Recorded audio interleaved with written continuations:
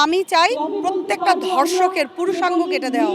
আমাদের এই বিকৃত বঙ্গীয় পুরুষ সমাজ যখন 2 বছরের একটা বাচ্চার শরীর দেখে তার শিশ্ন জেগে ওঠে, তার পুরুষাঙ্গ আছে বলে সেই মেয়েটাকে ক্ষতবিক্ষত করতে পারে, আমি আসলে জানি না এটাকে কি নারী নির্যাতন বলা যায়। এটা আসলে নারী নির্যাতন না, তো বিকৃত বাসনা চরিতার্থ করা হচ্ছে। কেন এই বিকৃত বাসনা এইভাবে এত ব্যাপক আকারে ছড়িয়ে যাচ্ছে আমি আসলে বুঝতে পারছি না। এটা কি আমাদের কোনো সামাজিক অবক্ষয়? এই অবক্ষয় রোধে আমার মনে হয় সমাজের প্রতিটা মানুষের এগিয়ে আসা উচিত। আর সমাজের মানুষকে আমি জিজ্ঞাসা করতে চাই, আপনার ঘুম আসে? আপনাদের বাসার ছোট্ট মেয়েটার কথা মনে পড়ে না?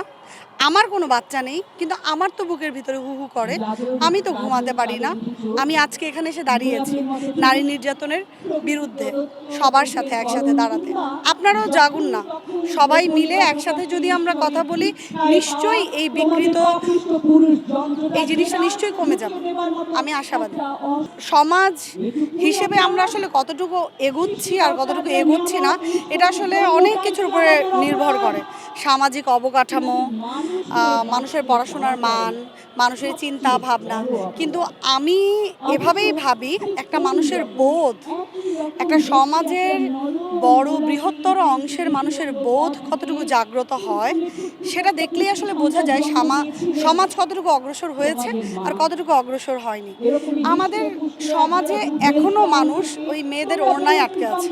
একটা মেয়ে ওড়না পরলো, একটা মেয়ে মাথায় কাপড় দিল, না কি করলো। আমি আসলে এই বোধের উপরই আমার মনে হয় যে আমাদের অনেক কাজ করা উচিত। অবশ্যই কঠোরতম শাস্তির ব্যবস্থা করা উচিত। আমি আজকেই আমার আসলে নামটা মনে নেই দেশটার, কোনো একটা দেশে কোনো একজন আইনজীবী অ্যাপ্লাই করেছেন যে ধর্ষককে ফাঁসিতে ঝুলিয়ে দেওয়া হবে না, তার পুরুষাঙ্গ কেটে দেওয়া হবে।